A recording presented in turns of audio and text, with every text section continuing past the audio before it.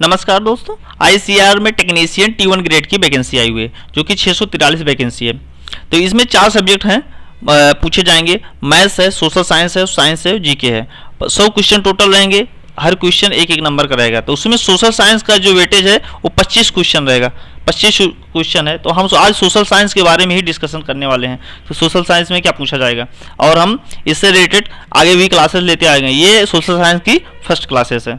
तो हम स्टार्ट करते हैं सोशल साइंस में क्या पूछा जाएगा। तो सोशल साइंस में बहुत से स्टूडेंट हैं जो कंफ्यूज हैं कि पूछा क्या जाएगा सोशल साइंस में, एक्चुअली है क्या। तो उसी से रिलेटेड हम आज क्लासेस लेने वाले हैं। तो फर्स्ट क्लास में हम देखेंगे 9th क्लास के जो चैप्टर वाइज क्वेश्चन है, इसमें ऑब्जेक्टिव क्वेश्चन हम डिस्कशन करेंगे। तो देर न करते हुए हम स्टार्ट करते हैं। ठीक है, जैसे कि फर्स्ट चैप्टर था फ्रांस की क्रांति। 9th क्लास की ये सोशल साइंस के ही चैप्टर का ये फर्स्ट चैप्टर है, फ्रांस की क्रांति। ठीक है, तो फ्रांस की क्रांति में फर्स्ट क्वेश्चन स्टार्ट करते हैं। क्या था? 1774 ईस्वी में फ्रांस की राजगद्दी पर कौन आसीन हुआ? तो कौन आसीन हुआ था इसमें? तो हम इसमें लुई, क्या है, लुई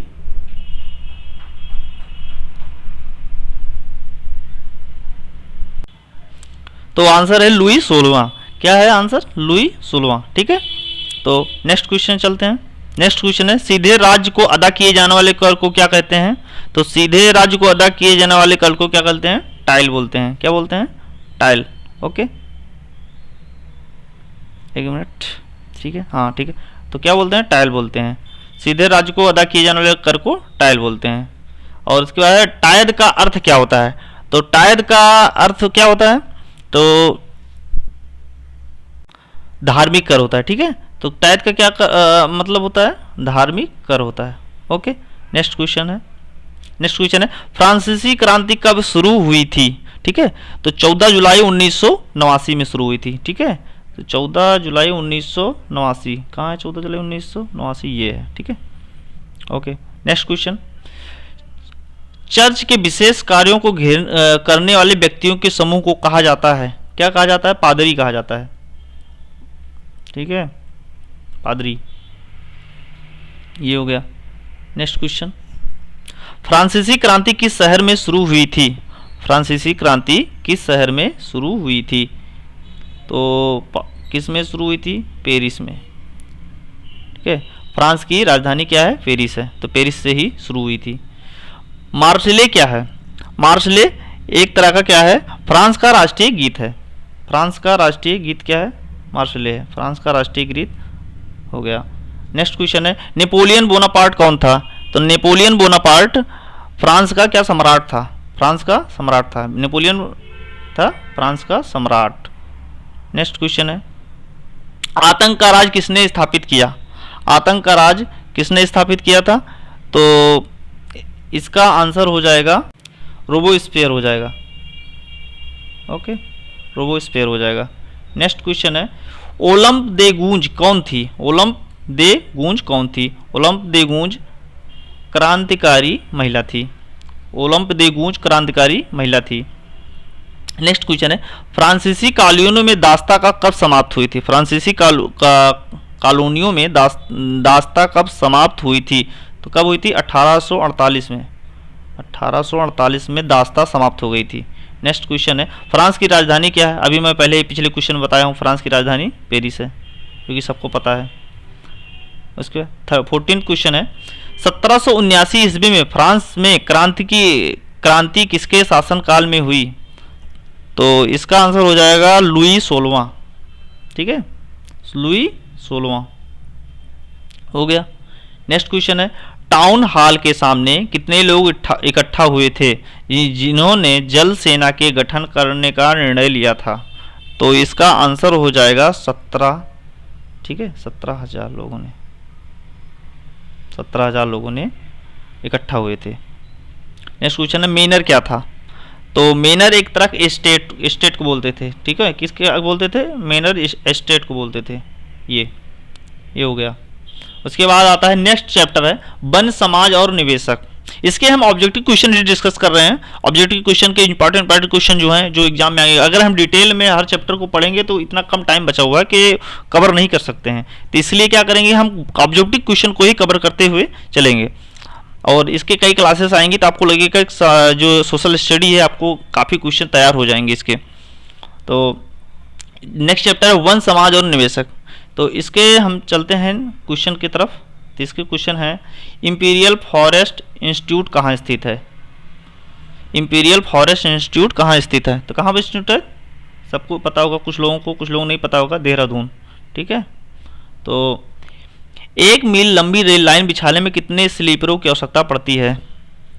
तो कितना होगा? 1760 से 2000 स्लीपर। 1760 से 2000 स्लीपर। 1760 से 2000 स्लीपरों की आवश्यकता पड़ती थी।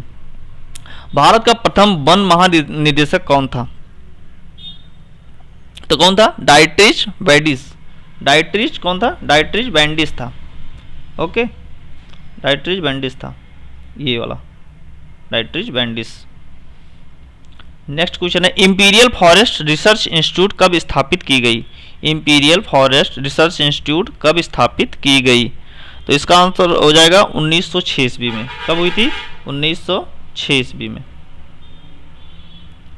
ये वाला, इसको हम फिर से करते हैं, ये वाला 1960 ईस्वी में। उसके बाद नेक्स्ट क्वेश्चन है, बस्तर कहाँ है? बस्तर कहाँ है? आप लोग इसको कमेंट बॉक्स में इसको आंसर बताइए। हम नेक्स्ट क्वेश्चन पे चलते हैं। अक्सर लोगों को पता होगा, ना पता होगा, आप कहीं से गूगल से सर्च करके आप इसका आंसर कमेंट बॉक्स में जरूर दीजिएगा। तो बस्तर कहाँ पर है आप बताइएगा, ठीक है। ओके, नेक्स्ट चल है, सन 1600 में भारत की भूमि का कितना भाग कृषि के अधीन था? तो कितना भाग था? 1/6 था, छठा भाग था। छठा भाग था जो था कृषि के अधीन था, छठा भाग। ये वाला फर्स्ट क्वेश्चन, फर्स्ट आंसर इसका। उसके बाद स्लीपर कहाँ लगते हैं? तो कहाँ पर लगते हैं? रेल की पटरी पर। रेल की पटरी पर स्लीपर लगते हैं।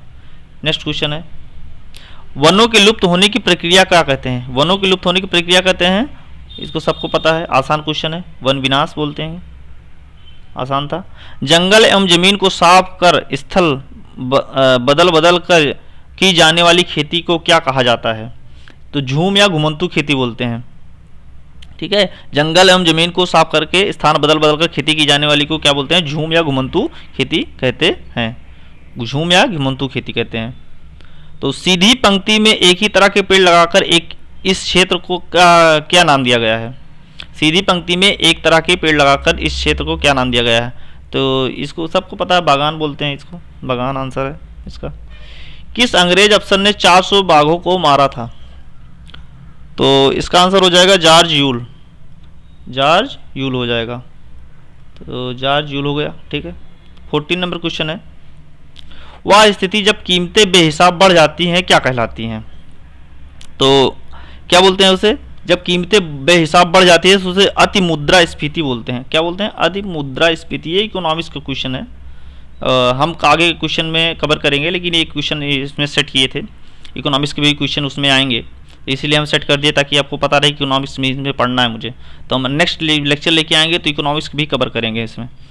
तो नेक्स्ट क्वेश्चन चलते हैं। नेक्स्ट थर्ड चैप्टर है, नाजीवाद या हिटलर का उदय। तीसरा चैप्टर है, 9th क्लास के एनसीईआरटी बेस्ड पैटर्न के क्वेश्चन है ये, नाजीवाद या हिटलर का उदय, ठीक है। तो हम क्वेश्चन चलते हैं क्वेश्चन की तरफ। किसी समुदाय को दूसरे समुदाय से अलग रखना क्या कहलाता है? तो उसे घेटो बोलते थे। क्या बोलते थे? घेटो।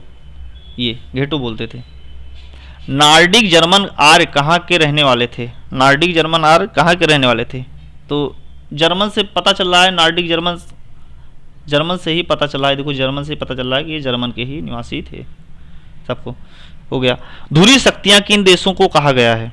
धुरी शक्तियाँ किन देशों को कहा गया? तो जर्मनी, जापान और इटली को धुरी शक्तियाँ कहते थे। जर्मनी, जापान और इटली। जर्मनी, जापान और इटली 2 सेकंड में है। तो जर्मनी, जापान और इटली, ये वाला आंसर, जर्मनी, जापान और इटली। मित्र राष्ट्र में कौन से देश थे? मित्र राष्ट्र में ब्रिटेन, फ्रांस और रूस थे। ब्रिटेन, फ्रांस और रूस। ब्रिटेन, फ्रांस कहाँ है? थर्ड में है। ब्रिटेन, फ्रांस और रूस थे। हिटलर कौन था? तो हिटलर जर्मनी का तानाशाह था। कहाँ का था? जर्मनी का तानाशाह शासक था हिटलर। जर्मनी का तानाशाह शासक था। और हिटलर कहाँ का निवासी था? तो हिटलर ऑस्ट्रिया का निवासी था। ऑस्ट्रिया, ठीक है, ऑस्ट्रिया का निवासी था। जर्मनी का तानाशाह था हिटलर और ऑस्ट्रिया का निवासी था। प्रथम विश्व युद्ध कब से कब तक हुआ था? तो प्रथम विश्व युद्ध 1914 से 1918 के बीच हुआ था। प्रथम विश्व युद्ध 1914 से 1918 के बीच हुआ था। ये हो गया क्वेश्चन। 11वां नंबर क्वेश्चन है, द्वितीय विश्व युद्ध कब से कब तक हुआ? तो द्वितीय विश्व युद्ध 1939 से 1945 के बीच हुआ था। 1939 से 1945 के बीच में द्वितीय विश्व युद्ध हुआ था। हिटलर का प्रचार मंत्री कौन था? हिटलर का प्रचार मंत्री कौन था? ग्योबल्स था। कौन था? ग्योबल्स, ये वाला सेकंड वाला ग्योबल्स, ठीक है। तो हिटलर का प्रचार मंत्री कौन था? ग्योबल्स था, ग्योबल्स। ओके। इटली में किसने क्रांति लाने की योजना बनाई? इटली में जो क्रांति आई थी उसको लाने की योजना किसने बनाई थी? तो इसका आंसर क्या हो जाएगा? इसका आंसर हो जाएगा ज्यूसेप माजनी ने। क्या? ठीक है, ज्यूसेप माजनी ने किया था। कहाँ पर है? ज्यूसेप माजनी, ये वाला थर्ड वाला क्वेश्चन है। तो इसका आंसर हो जाएगा थर्ड, ज्यूसेप माजनी ने इटली में क्रांति लाने की योजना बनाई थी। जर्मनी ने मित्र राष्ट्रों के सामने समर्पण कब किया? तो इसका है मई 1945 में जर्मनी ने आत्मसमर्पण कर दिया था। मई 1945 में आत्मसमर्पण कर दिया था। द्वितीय विश्व युद्ध की शुरुआत जर्मनी द्वारा किस देश में आक्रमण के साथ हुई थी? तो पोलैंड। तो जर्मनी ने सबसे पहले पोलैंड पे आक्रमण किया था, वहीं से द्वितीय विश्व युद्ध की शुरुआत हुई थी। ठीक है, पोलैंड पे आक्रमण किया था जर्मनी। हिटलर ने जिस विचारधारा का जन्म दिया उसे क्या कहते हैं? तो उसे नाजीवाद या नात्सीवाद बोलते हैं। ठीक है, हिटलर ने जो विचारधारा का जन्म दिया था उसे क्या बोलते हैं? नाजीवाद या नात्सीवाद बोलते हैं। संयुक्त राष्ट्र संघ की स्थापना कब हुई थी? ये तो आम क्वेश्चन है, सबको पता है। आप इसका आंसर कमेंट बॉक्स में दीजिएगा, ठीक है, देख के। किस संधि द्वारा जर्मनी पर कठोर और अपमानजनक शर्तें थोप दी गई थी? तो कौन सी संधि थी? वर्साई की संधि। ठीक है,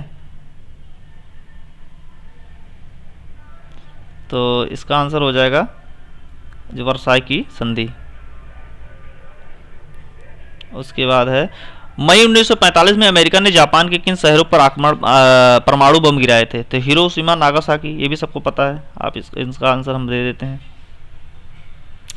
अब नेक्स्ट चैप्टर है आता है यूरोप में समाजवाद और रूसी क्रांति। ये इंपॉर्टेंट क्वेश्चन है जो कि कराए जा रहे हैं। अगर इसको हम डिटेल में पढ़ेंगे, फिर से हम वही बात बोल रहे हैं कि अगर हम डिटेल में पढ़ेंगे तो काफ़ी टाइम लग जाए, इसलिए हम ऑब्जेक्टिव क्वेश्चन हुए करते हुए चलेंगे। ऑब्जेक्टिव इतना करवा डालेंगे हम कि अगर आप अच्छा व्यू आए, आप कमेंट में अच्छा आपका रिव्यू रहा तो हम नेक्स्ट वीक चैप्टर ऐसे करते रहेंगे और अगली भी क्लास आती रहेगी। तो हम पूरे चैप्टर को, पूरे सोशल साइंस को हम अच्छे से करवा देंगे। जो 25 में 25 कवर कर लेंगे, इतना अच्छे से करवाएंगे। ठीक है, तो हम स्टार्ट करते हैं। क्या है? यूरोप में समाजवाद और रूसी क्रांति। तो इसका है चैप्टर 4 नंबर चैप्टर है। तो चलते हैं। किसके नेतृत्व में मजदूरों को जुलूस विंटर पैलेस पहुंचा?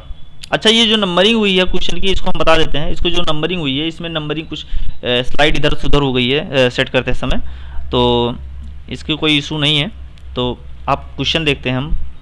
किसके नेतृत्व में मजदूरों को जुलूस विंटर पैलेस पहुंचा था? तो ठीक है, किसके? पादरी गैपान के। क्या है? पादरी गैपान।